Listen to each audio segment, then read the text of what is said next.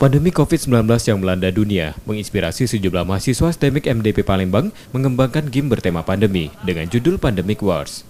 Mahasiswa tersebut tergabung dalam komunitas MDP Game Inkubator yang telah mengembangkan sejumlah game berbasis PC. Kali ini mereka merilis game dalam versi mobile. Ide pengembangan game berawal dari keinginan membuat media belajar yang asik untuk siswa selama di rumah. Game Pandemic Wars menampilkan pesawat sebagai vaksin yang bertugas melawan virus-virus jahat yang ada di setiap level. Ada 10 level dengan kesulitan berbeda. Tiap level bercerita tentang sejarah pandemi yang pernah melanda. Hingga level terakhir, yakni pandemi COVID-19 yang menyerang imun tubuh dan belum ditemukan vaksinnya. Jadi kita mau kasih tahu seberapa sejarahnya, kapan pandemi itu pernah terjadi, dan vaksinnya seperti apa, sampai ke corona ini.